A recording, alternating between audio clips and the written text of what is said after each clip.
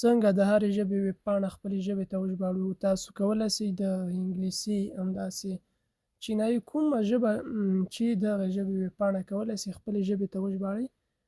که خپله ژبه مو هرې وایي انګلیسي، دري، پښتو هرې ژبې ته یې ژباړلی شئ. اوس موږ یو ویبپاڼه راخلاصوو او ژباړو یې.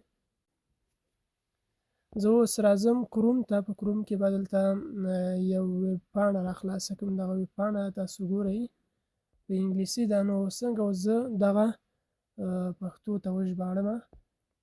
نو تاسو پښتو ته، دري ته، هرې ژبې ته ژباړلی شئ. تاسو به پاس په دې درې ټکو کلیک کوئ، بیا به لاندې راسي دلته په دغه ټرانسلیټ کلیک کوئ. دغه اپشن به راسي دلته په دغه سیټنګ علامه کلیک کوئ.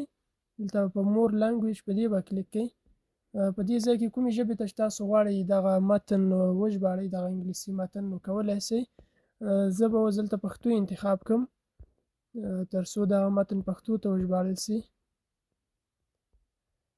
زه دغه پښتو انتخابوم. دا تاسو کتلی شئ، تاسو ګورئ دا پښتو ته وژباړل شو. یوازې پښتو ته نه بلکې هرې ژبې ته ژباړلی شئ. تاسو فارسي انتخاب کړئ، فارسي ته به ژباړل کېږي. همداسې هره ژبه انتخابولی شئ، نو همغې ته به دغه متن ژباړل کېږي. که د هرې ژبې متن وي، چینایي، فرانسوي، انګلیسي، نو تاسو کولی شئ په دغې ډول باندې. که ویډیو مو خوښ شوي وي لایک یې کړئ، سبسکرایب هم حتما کوئ. ستاسو په سبسکرایب کوم مصرف نه راځي. که کومه پوښتنه لرئ کمنټ وکړئ.